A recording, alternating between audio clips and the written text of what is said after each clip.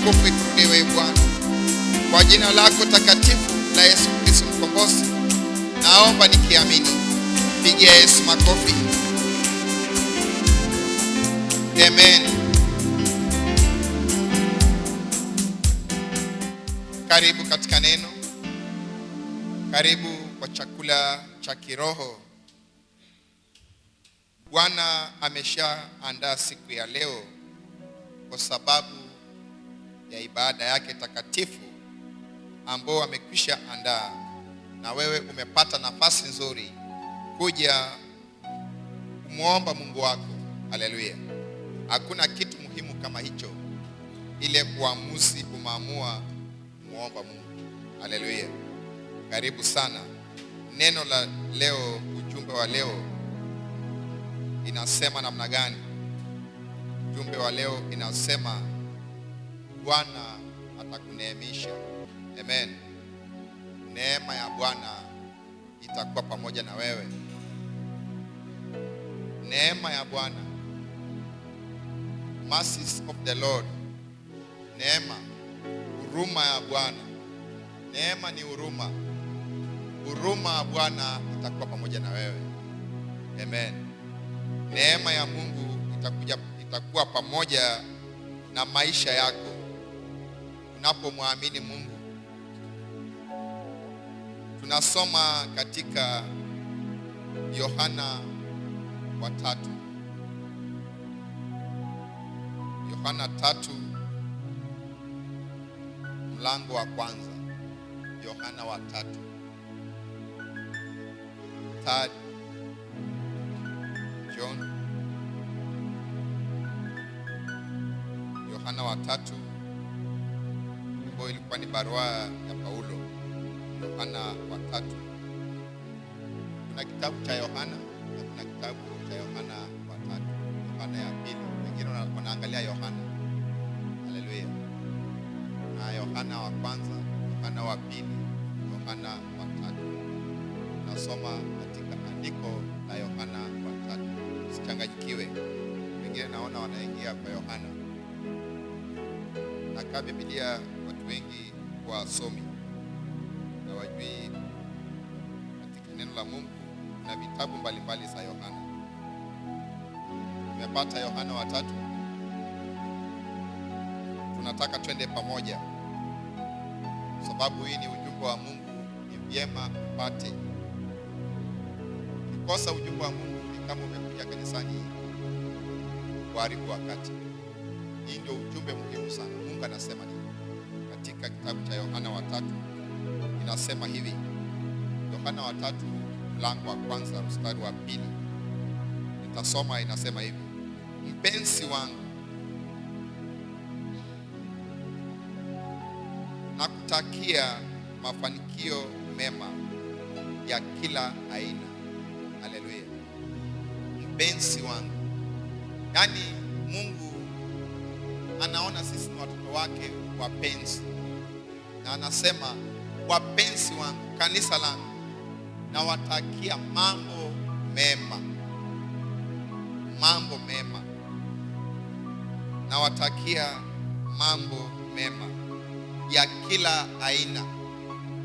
Tazama, Mungu anaongea kwa njia ya huruma, ya neema. Na anatumia lugha ya upendo mno. Mpenzi. Haleluya. Lugha ambayo wengi umezoea. Mpenzi. Bwana anatumia lugha nzuri sana. Lugha ya upendo. Lugha ya kuonyesha kwamba Mungu anakupenda sana. Wewe ni mpenzi wa Mungu. Na anasema na wewe kwamba mpenzi wangu, nakutakia mambo mema ya kila aina. Haleluya. Mambo mema ya kila aina Mungu anakutakia. Inazidi kusema namna hii. Nakutakia afya njema ya mwili kama ilivyo nayo rohoni. Hata afya yako njema Bwana anakutakia. Anakutakia uishi maisha mazuri. Uishi maisha ya ufanisi. Uishi maisha ya kuendelea kukua, kuishi maisha ya kutembea, si maisha ya kugwama, maisha ya kuendelea kusonga mbele. Ufanye kazi ambayo inakusongesha mbele. Haleluya. Ufanye jambo ambalo inakusongesha. Hiyo ndio Bwana anasema nakutakia mema. Ukue vile mtoto unapozaliwa ananyonya na kuwa mtu mzima. Amen. Hata maisha yako inastahili kuwa namna ile. Kile unafanya inastahili kuwa namna ile. Grow. Haleluya. Ukiona mambo unafanya imegwama, kuna shida, unastahili kugrow, kukua. Iposa Bwana anasema nakutakia maisha mema, nakutakia afya nzuri. Hata mwili wako uwe na afya nzuri. Kazi ya mikono yako iwe inakufaidi. Biashara yako iwe ina faida kwako. Nakutakia maisha mazuri. Wala wana kazi wapate kazi, wala wana shughuli wapate shughuli ya kufanya. Haleluya. Mipango ya Mungu ndio hizo nzuri. Wale wapate faida wapate faida katika kazi zao, ili upate kukula na kukunywa. Haleluya. Ndiposa Mungu anasema tena, mpenzi wangu, nakutakia mafanikio mema ya kila aina. Wale hawana sehemu ya kuishi wapate sehemu ya kuishi. Wale hawana chakula wapate chakula. Hiyo ndio mipangilio ya Mungu kwa sisi wanadamu. Wale hawana afya wapate afya nzuri. Haleluya. Inua tu mkono wako, sema Mungu wangu, Mungu wangu, kweli mipango yako ni mizuri juu yangu. Unatutakia kila aina ya ufanisi. Unatutakia afya nzuri. Mungu wangu, niko mahali hapa nikiomba ufanisi, nikiomba afya nzuri, nikiinua kazi yangu, nikiinua maisha yangu mbele zako Bwana. Nihurumie Bwana, kwa huruma yako tekeleza mapenzi yako juu ya maisha yangu. Kwa jina lako takatifu la Yesu Kristo naomba nikiamini. Amen. Pigia Yesu makofi. Tazama vile Mungu ana mipango mizuri. Anatutakia ufanisi, na si ufanisi moja. Bwana anasema anatutakia mambo mema mengi, aina mbalimbali. Anakutakia mfereji mbalimbali ya kuleta baraka katika maisha yako. Haleluya. Hii kwenu mfereji inaleta baraka. Hii kwenu mfereji inaleta baraka. Hii kwenu mfereji inaleta baraka. Haleluya.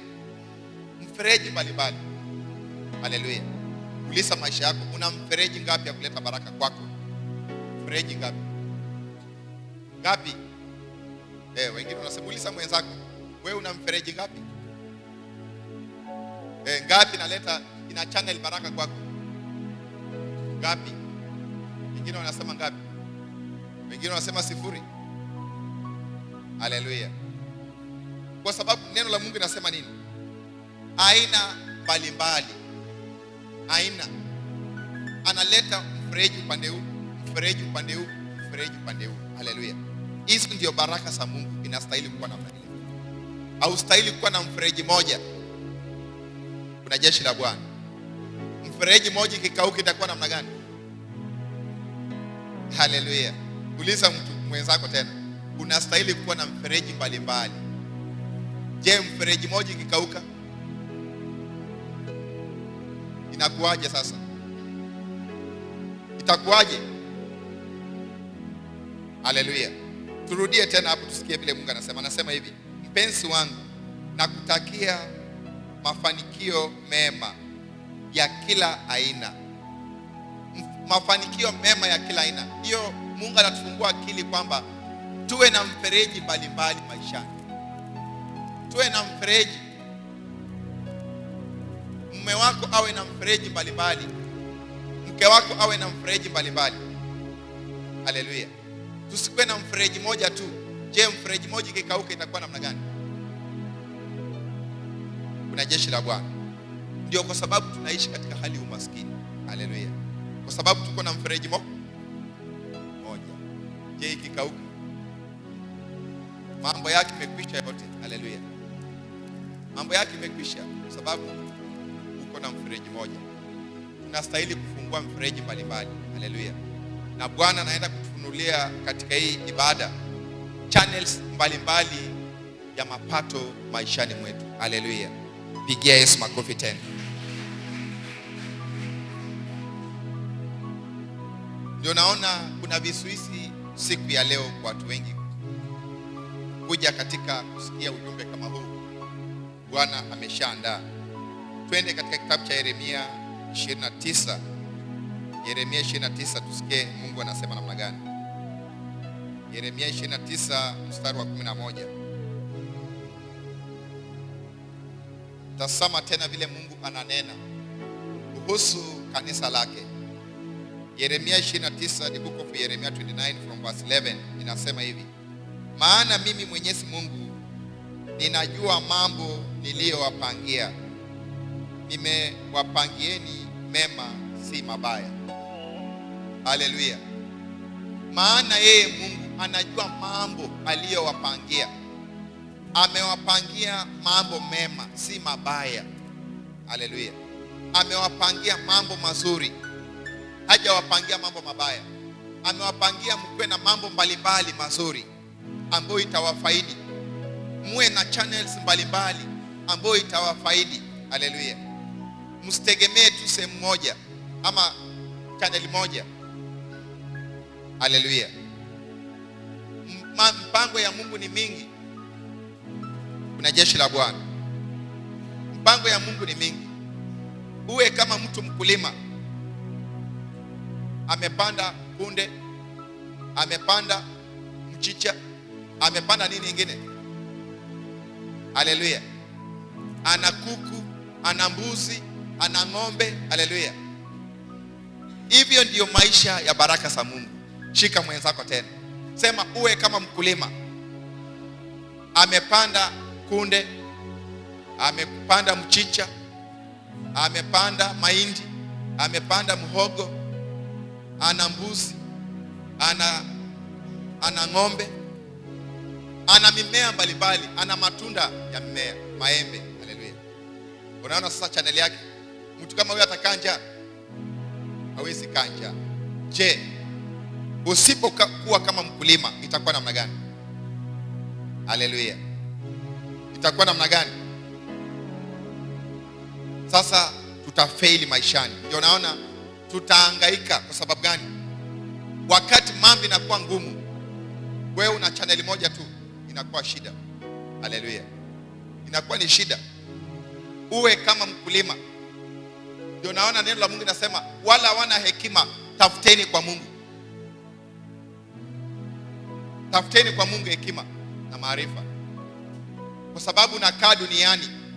Haleluya.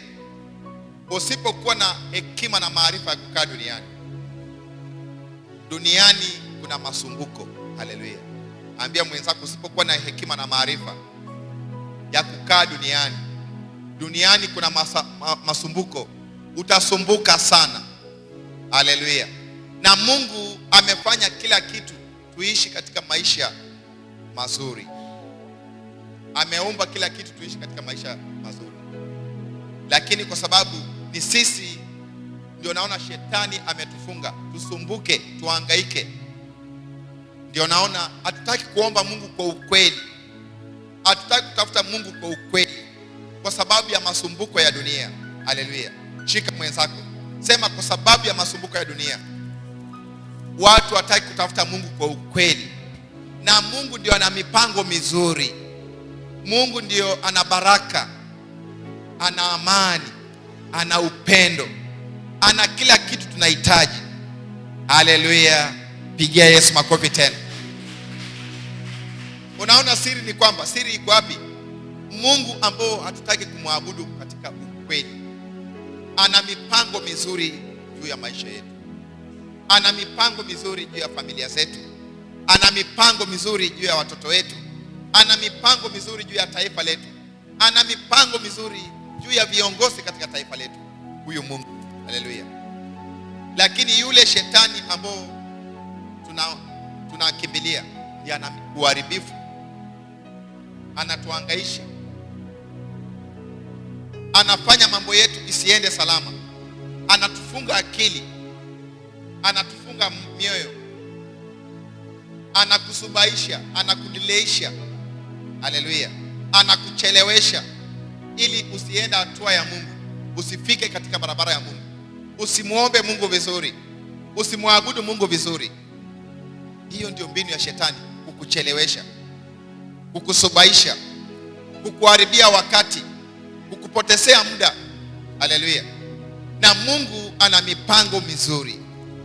Ndiposa neno nasema katika kitabu cha Yeremia 29 mstari wa 11, maana mimi Mwenyezi Mungu ninajua mambo niliyowapangia, nimewapangia mambo mema, si mabaya, ili mpate kuwa na tumaini la baadaye, ili muishi maisha baadaye mazuri, ili muishi katika maisha ya baadaye mzuri, maisha ya baadaye baada ya hapa duniani kuishi mzuri, hapa duniani kuishi mzuri. Haleluya. Hiyo ndio mipangilio ya Mungu wetu.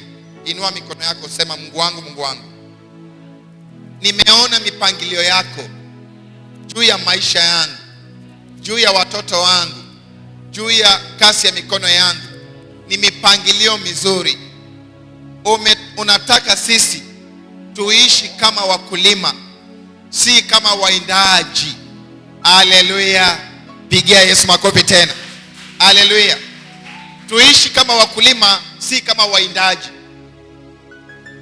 Uliza mwenzako, unaishi kama mkulima ama unaishi kama mwindaji? Ukiishi kama mwindaji utaishi kwa shida. Mwindaji anaenda kwa msitu, hana chochote, ana tu silaha ya kuinda. Haleluya. Akienda, akishainda, akipata hiyo mnyama, anaenda apeleke nyumbani, akula, amalize. Tena aende kwa msitu atafute. Haleluya. Tena arudi kuinda. Kuna jeshi la Bwana. Lakini mkulima ana utaratibu, anajua niko na kunde mahali pale, niko na nini, niko na managu mahali pale, niko na miwa mahali pale, niko na maembe mahali pale. Haleluya. Maisha ya hekima. Haleluya. Pigia Yesu makofi tena. Kuna jeshi la Bwana.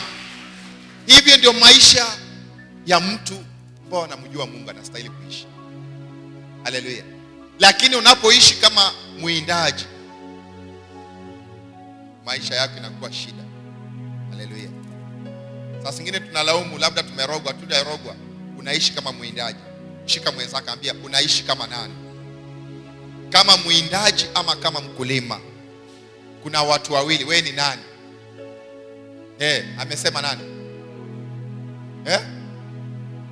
Mwindaji. Pigia Yesu makofi.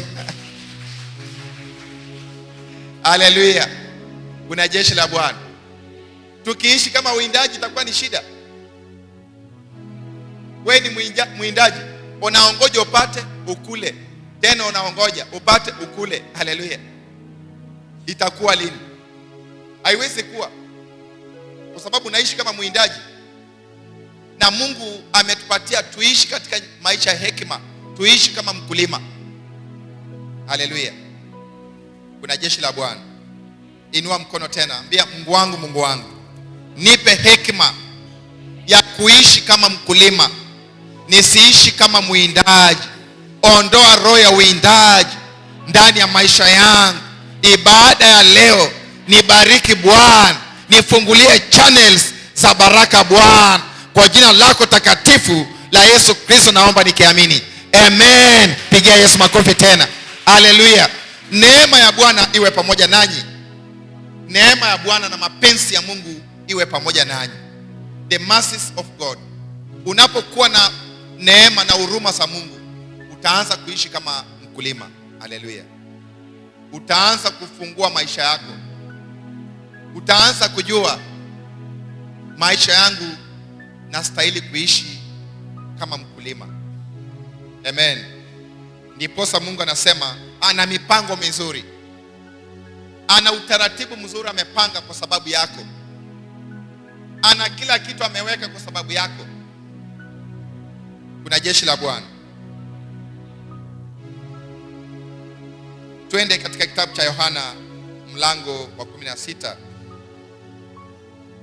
Yohana 16, tusikie inasema namna gani.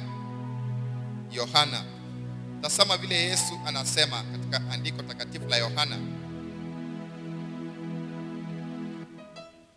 Yohana mlango wa 16. Sikiza vile Mungu Yesu anaambia kanisa lake. Yohana 16 mstari wa 33. Yesu alikuwa anafumbua watu wake macho jinsi ya kuishi hapa duniani. Amen. Jinsi ya kukaa hapa duniani. Mstari wa 16 mlango wa 33 nasema namna hii: nawaambieni mambo haya ili mupate kuwa na amani katika kuungana nami. Yesu aliambia wanafunzi wake, naambia nyinyi mambo haya ili mupate kuungana na Mungu. Mkae katika njia ya hekima, mkae katika hali vile wakulima wanakaa. Haleluya. Msikae kama waindaji. Kuna jeshi la Bwana. Ndio naona katika Isaka alikuwa na watu wangapi? Esau na Yakob. Amen. Nani alikuwa mwindaji? Mmoja alikuwa mwindaji, mwingine alikuwa mkulima. Haleluya. Na Mungu anatupatia tukae kama yule Yakobo. Tukue kama baraka za Yakobo.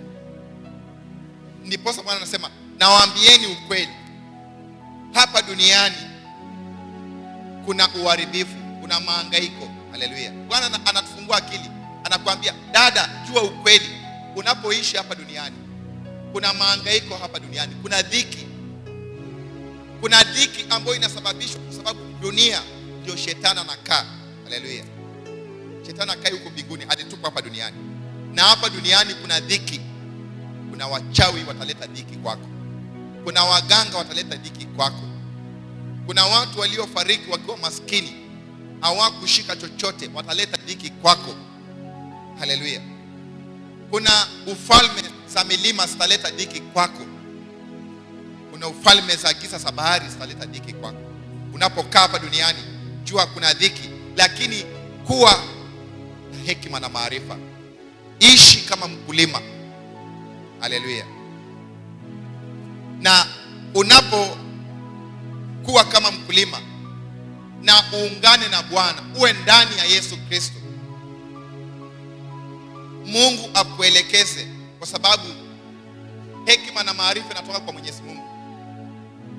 Ndipo sasa nasema, nimewaambieni mambo haya ili mpate kuwa na amani katika kuungana nami. Ulimwenguni mtapata masumbuko. Haleluya. Ambia mwenzako, hapa ulimwengu utapata masumbuko. Lakini Bwana anakuambia mapema, ungana naye. Haleluya. Kuna jeshi la Bwana. Pigia Yesu makofi tena. Duniani kuna masumbuko, lakini ungana na Mungu. Usimkatae Yesu. Usione labda mambo isipoenda mzuri unaona labda Mungu amechelewa. Hapana. Duniani kuna hayo, ndio masumbuko ya dunia. Lakini ungana na Mungu, ungana na Yesu Kristo. Aliyashinda mambo hayo yote. Haleluya. Kuna jeshi la Bwana. Inua mkono wako, sema, Mungu wangu, Mungu wangu, hapa duniani kuna masumbuko mbalimbali, lakini wale wanaungana na wewe utawasimamisha kwa neema yako, utawabarikisha. Amen. Pigia Yesu makofi tena. Haleluya. Hapa duniani kuna masumbuko, na haya masumbuko usipokuwa makini yatakuzuia kuenda hatua. Usipokuwa makini yatakugwamisha kutembea. Usipokuwa makini utagwama. Haleluya. Usipokuwa makini utahangaika. Usipokuwa makini utalia. Usipokuwa makini utachekelewa. Haleluya. Kwa sababu hayo ndio masumbuko ya dunia. Lakini wale wanaungana na Bwana, haleluya, watakaa kwa ujasiri, kwa imani, haleluya, na watakuwa washindi kwa imani. Kuna jeshi la Bwana.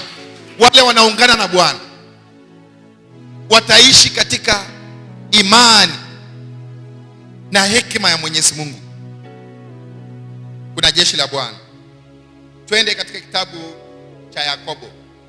Yakobo mlango wa kwanza. Yakobo, James. Book of James. Yakobo mlango wa kwanza, mstari wa 13.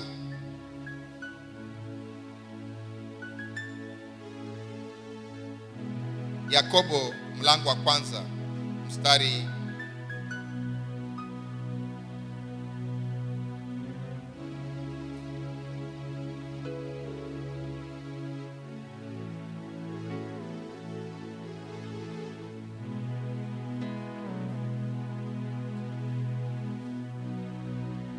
kwanza, mstari wa 12 twende mpaka 15. Inasema namna hii: tazama, heri mtu anayebaki mwaminifu katika majaribu. Kwa sababu hapa duniani kuna majaribu, na neno la Mungu linakuambia heri yule anabaki mwaminifu wakati majaribu inakuja.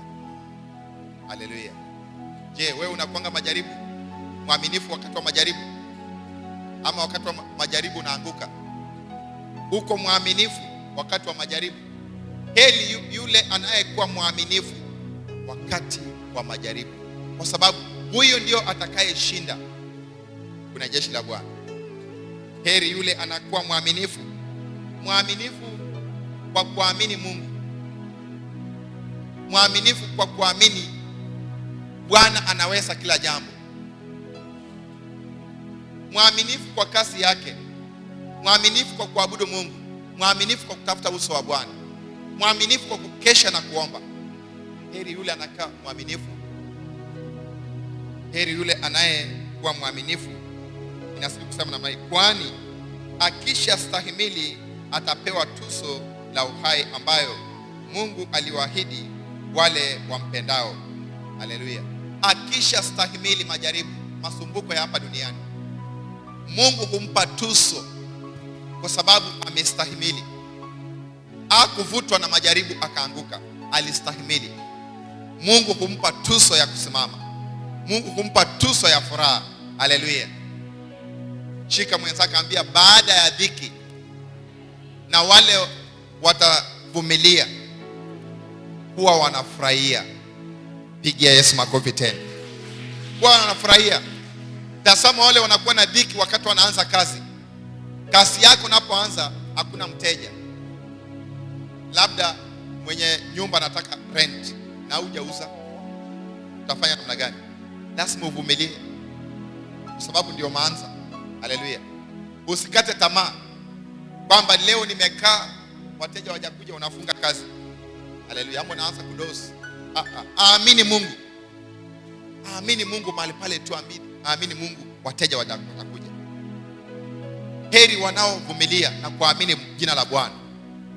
Haleluya. Lakini mwingine leo hakuna haki. Jana pia kuja, leo wacha nifungue saa ngapi? Nilifungua jana saa 1, wacha nifungue saa 3. Baadaye wacha nifungue saa 4, baadaye hakuna faida. Juzi nilienda mapema kazi, nikafanya kazi mingi sana. Wacha leo niende late. Haleluya. Hapo ndio tunaharibu. Tumainia Mungu. Fanya kile unafanya. Usifanya kama unafanyia mwanadamu. Fanya kama unafanyia Mungu. Naamini Mungu. Haleluya. Milango Bwana anafungua. Haleluya. Milango Bwana atafungua mbalimbali. Unapomwamini Mungu. Amini Bwana. Kuna jeshi la Bwana. Inasidi kusema namna hii. Mstari wa 13. Kama mtu akijaribiwa, asiseme nimejaribiwa na Mungu. Yeyote ambaye ana shida, asiseme Mungu amenijaribu. aseme mimi jaribu langu, Mungu naye amenipatia jaribu kubwa sana. Haleluya. Kwa sababu Mungu hajaribu mtu yote. Yule analeta majaribu ni yule muovu. Analeta kukuzuia, kukuhamisha, ukose chakula, ukose kutembea maishani mwako. Yaani ugwame, uwe na stagnation. Chochote chako isifanyike. Na yule anapata mambo kama haya, asema ati Mungu, mbona Mungu ameruhusu hii ikafanyika kwangu? Haleluya. Mbona Mungu ameruhusu jambo kama hili ikafanyika kwangu? Mbona Mungu ameruhusu mimi nikateseke? Hapana. Mungu haleti mateso. Ambia mwenzako, Mungu haleti mateso. Nini inaleta mateso? Nini inaleta mateso? Haleluya. Mungu haleti mateso. Ni yule mwovu analeta mateso. Maana Mungu hawezi kujaribiwa na uovu, wala yeye hamjaribu mtu yeyote. Saa zingine majaribu tunapitia ni uovu ambao wewe mwenyewe unafanya. Tamaa. Unatamani kuwa kama mwenzako. Labda unatamani kuwa milionea haraka, kuwa tajiri haraka. Hiyo ndio inaleta majaribu. Unatamani kufanana na mwenzako. Unatamani kukaa kama mwenzako. Majaribu yatakuja. Haleluya. Hautaweza kuwa na subira, kwa sababu tamaa inakuongoza, tamaa inakuelekeza, subira inapotea. Kuna jeshi la Bwana. Labda Mungu alikuwa anataka uanze chini, ukisoma, ukielewa, ukifanya ile kazi, ukijifunza. Haleluya. Na wewe unataka kuwa kama mwenzako, haiwezekani. Sasa hiyo tamaa inaleta majaribu, inaleta wasiwasi, inaleta kosa subira, inaleta confusion, inaleta nini? Inaleta wewe kuona haiwezekani. Wewe unakata tamaa. Kwa sababu gani? Ya tamaa. Unakata tamaa moyoni mwako, hata kuomba Mungu inakwisha, hata kuamini Mungu inakwisha. Kwa sababu gani? Majaribu wewe mwenyewe umeleta. Haleluya. Shika mwenzako, ambia wewe mwenyewe ukileta majaribu utakata tamaa. Haleluya. Masumbuko hapa duniani itakuandama sana. Wewe mwenyewe ukiruhusu majaribu, ukiruhusu tamaa kukuongoza. Haleluya. Watu wengi duniani wanaongozwa na tamaa. Tamaa ndiyo inaongoza watu wengi. Na Mungu anasema ishi kama mkulima ambaye anajua hili ni shamba yangu. Wacha nitafute mbegu niweke sukuma. Wacha nitafute mbegu hata kama nitapata mahindi 2 kwa jirani niweke. Haleluya. Yeye hataki kama mwenzake, labda mwenzake amepanda eka 10. Yeye anataka tu labda mahindi 1 aweke mmea. Na hiyo mahindi ndio asubiri apate mbegu kwa hiyo mahindi. Haleluya. Lakini wewe unataka kuwa kama mwenzake amepanda eka 10 mara moja. Itawezekana namna gani? Majaribu yatakuja. Haleluya. Wale wengine hawajaolewa wanakuwa na tamaa, mimi nataka nikae kwa ndoa kama fulani. Hiyo tamaa itakuingiza kwa shida. Tamaa. Mimi nataka kuwa kama fulani, nifurahie kama fulani. Kwa sababu tamaa ndiyo inakuongoza. Tamaa itazaa nini? Itazaa shida. Itazaa kuhangaika. Watu wengi duniani wanahangaika kwa sababu ya tamaa. Labda hata aliingia kwa ndoa ambayo si mapenzi ya Mungu. Sasa wakati alikutana na mchumba wake, ama yule anadani anampenda, kumbe ampendi. Haleluya. Tamaa ikamsukuma mara moja, akagonga mwamba. Haleluya. Kuna jeshi la Bwana. Akagonga mwamba. Kuna jeshi la Bwana. Watu wengi wanahangaika duniani kwa sababu namna hiyo. Tamaa huzaa shida, huzaa mahangaiko, huzaa majuto. Unakosa mwelekeo mzuri maishani. Unakosa njia nzuri katika maisha yako kwa sababu ya tamaa. Unapokuwa na hekima, unakuwa na utaratibu mzuri. Haleluya. Ambia mwenzako, unapokuwa na hekima utakuwa na utaratibu mzuri. Bila hekima, tamaa ikikuongoza, utakuwa na aibu. Aibu itakupata. Aibu itakupata. Kwa sababu gani? Tamaa ilikuongoza. Kuna jeshi la Bwana. Tamaa ikikuongoza, utajikuta uko kwa majaribu. Na hayo majaribu inaleta shida kwako. Unapokuwa kwa shida, kutoka kwa hiyo shida inakuwa ni ngumu. Kwa sababu haukuruhusu Mungu kuelekeza na kukuongoza. Ndio naona unapojaribiwa usiseme Mungu amekujaribu. Wewe mwenyewe ndio umejijaribu. Maana Mungu hawezi kujaribiwa na uovu, wala yeye hamjaribu mtu yeyote. Mungu hawezi jaribiwa na uovu. Uovu wako ndio umekujaribu. Hali ya maisha yako ndio imekujaribu. Kuna jeshi la Bwana. Neno la Mungu linazidi kusema namna hii. Lakini mtu kujaribiwa anapovutwa na kunaswa na tamaa mbaya yake mwenyewe. Mtu kujaribiwa anaponaswa na tamaa mbaya yake mwenyewe. Tunapojaribiwa katika kazi za mikono yetu, hizo jaribu inakunasa. Unapojaribiwa katika maisha yako, hiyo majaribu inakunasa. Ninapokunasa, majuto inapoingia, ndio utaanza, kama ningejua singelifanya, kama ningejua singekuwa na tamaa, na itakuwa imepita. Haleluya. Inua mkono wako, sema Mungu wangu, Mungu wangu. Tamaa hunasa watu wengi, na tamaa inaleta na uovu, na uovu huzaa mauti, huzaa dhambi. Mungu wangu, Mungu wangu, nisamee kwa tamaa, ili niishi kwa neema na baraka zako. Niishi kama mkulima, si mwindaji.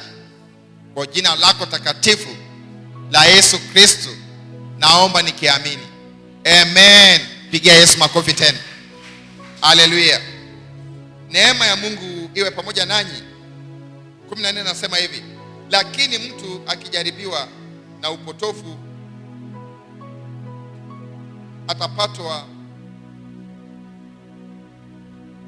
15, tamaa ikiwa ikizaa,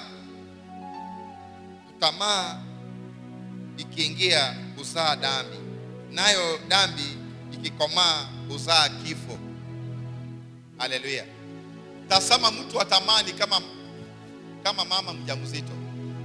Unapokuwa mjamzito, inaanzanga kidogo kidogo, mwezi mmoja naenda, mwezi wa pili, 3, 4, 5, 6, 7. Haleluya. Mwezi wa kwanza anaficha, haijulikani. Mwezi wa pili anaficha. Tamaa inakuwa namna hiyo. Wakati sasa tamaa imekolea, inakuwa sasa iko mbele. Haleluya. Pigia Yesu makofi tena. Hakuna kuficha. Haleluya. Kuna jeshi la Bwana. Hapo sasa hakuna kuficha. Kuna jeshi la Bwana. Lazima tuwe makini sana, na tuwe na hekima zaidi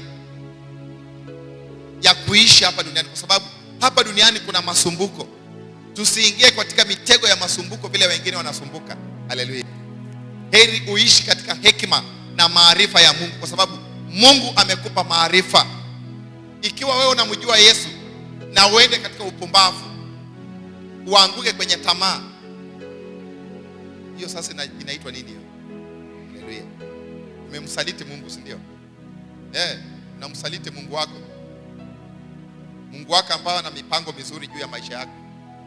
Ana amani. Anataka kuishi mzuri, uwe na afya, uwe na utaratibu mzuri, mipangilio mzuri, uishi kwako ukifurahia, ukule na kukunywa, ufanye kazi yako uone faida, uone baraka. Haleluya. Ujenge, someshe watoto. Hiyo ndio faida ya Mungu. Ukwe na afya nzuri.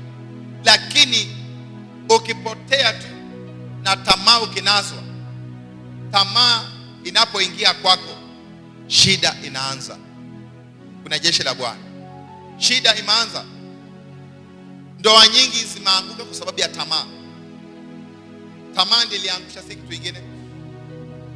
Vijana wengi wameanguka kwa sababu ya tamaa. Kazi nyingi zimeanguka, si kwa jambo lingine. Tamaa iliangusha.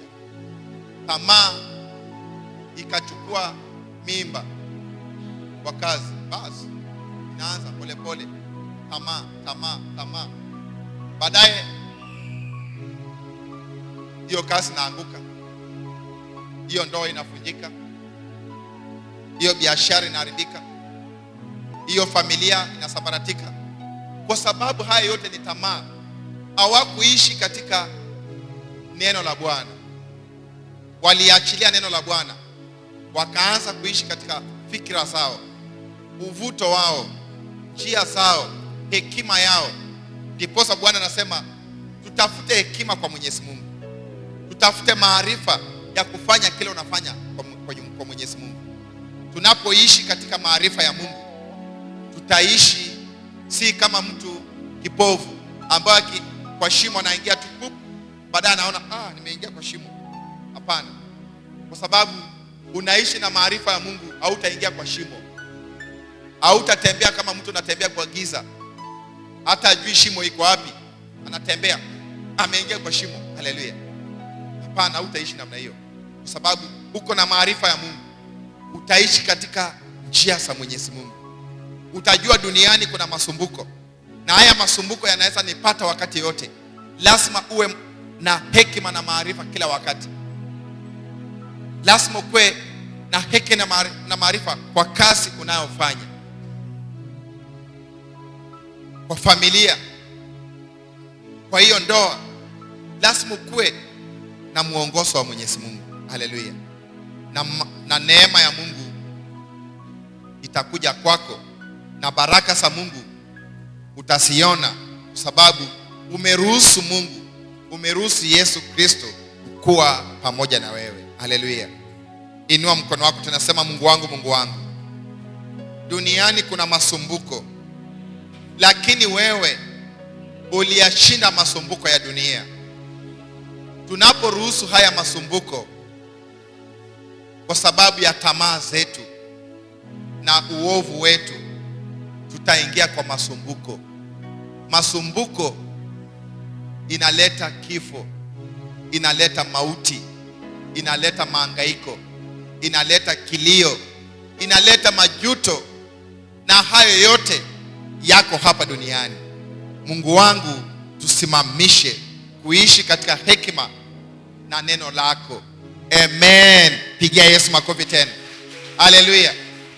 Unaona, tukiishi katika neno la Bwana, tutaishi na amani na kila mmoja. Tutaishi na upendo. Tutaishi na furaha. Hatutakuwa tunatembea kama watu wanatembea usiku. Hapana. Tutakuwa watu wanatembea mchana. Ukiona unaona ile ni shimo, unajua hapo ni shimo, nikienda nitaruka. Haleluya. Kwa sababu natembea na Mungu. Lakini ukitembea na uovu na tamaa, wewe unaanza kutembea kama mtu anatembea usiku. Uoni miba iko wapi? Uoni.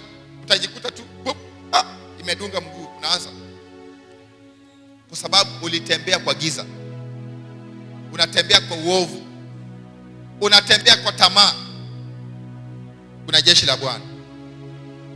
Unatembea umemwacha Mungu wako ambao anakuita mpenzi. Niko na mambo mazuri nataka kukupatia. Mpenzi wangu. Mungu wako tasama tu bila anakupenda. Ana mipangilio mizuri amepanga juu ya maisha yako. Mipangilio mizuri kwa sababu ya wewe kama kijana, kama mzee, kama mama. Bwana na mipangilio mizuri. Haleluya.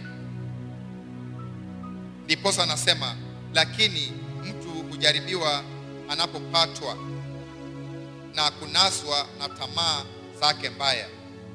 Tamaa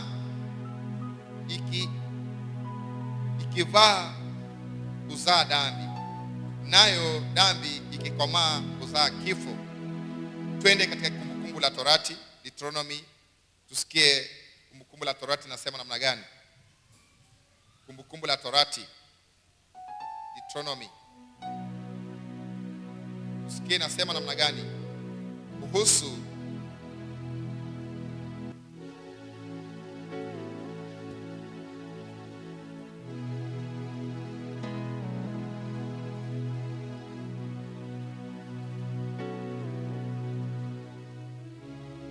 Kumbukumbu la Torati mlango wa 20 kuanzia kwenyewe.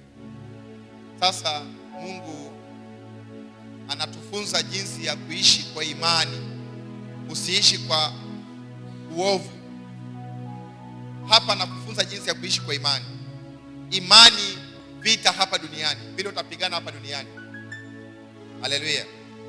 Anasema namna hii: mkienda vitani kupigana na adui zenyu, mkiona farasi, magari na jeshi kubwa zaidi kuliko lenyu, msiwaogope. Hapa duniani mkienda vita, haleluya, ukiona mwenzako anakula mzuri, ukiona mwenzako anavaa vizuri, ukiona mwenzako biashara yake inaenda vizuri na wewe biashara yako iko chini, haleluya, ukienda vita ya maombi, usiogope. Amini Mungu, haleluya. Jinsi amembariki huyo, hata anaweza kuinua wewe zaidi kuliko yeye, haleluya. Muamini Mungu. Ukiona wateja wanamiminika kwa duka lake, usiogope ukaanza kudarau Mungu wako. Kuna jeshi la Bwana. Ukiona kwako kuna chakula, kwako haujalipa rent, mwenzako ameshalipa labda miezi 3, wewe hauna, haleluya, usianze kukosa tamaa, usianze kuogopa, usianze kuona sasa nini imefanyika kwangu, nini, usianze kuwa na wasiwasi. Amini Mungu, haleluya. Mungu anasema yeye aliye juu atakutetea, atakupigania, haleluya. Muamini Mungu uone wokovu wa Bwana. Lakini sasa nyingine tukiona hali kama hiyo tunaanza kutetemeka. Ukiona hali fulani imekufuata, unaanza kuona sasa itakuwaje, haleluya, itakuwa namna gani? Muamini Bwana. Kuna jeshi la Bwana. Muamini Mungu. Ndipo neno nasema mkienda vitani kupigana na adui zenyu, mkaona farasi, magari na jeshi kubwa zaidi kuliko lenyu, msiogope, maana Mwenyezi Mungu, Mungu wenyu aliyowatoa Misri atakuwa nanyi, haleluya. Mungu wako mwenye alikutoa kwa ile hali ulikuwa, akafanya ukamfuata Yesu, akakuokoa, yuko pamoja na wewe. Amini huyo Mungu yuko pamoja na wewe. Yule alikutoa kwa ile dhambi ulikuwa ndani, ile shida ulikuwa ndani. Amini huyo Mungu atakutetea, atakupigania. Sasa zingine tunaona Mungu hayuko, sasa zingine tunaona tumefika mwisho. Itakuwaje? Kwa sababu umekufa tumaini, haleluya. Masumbuko yamekuwa mengi, tumaini imeondoka. Inua mkono wako, sema Mungu wangu, Mungu wangu, ninapokuwa kwenye vita nastahili kuwa na imani na ujasiri kusimama wima, kwa sababu najua wewe Mungu wangu utanitetea, utanipigania, utanishindania. Amen. Piga Yesu makofi tena. Haleluya. Inazidi kuwa kusema namna hii. Mstari wa 2.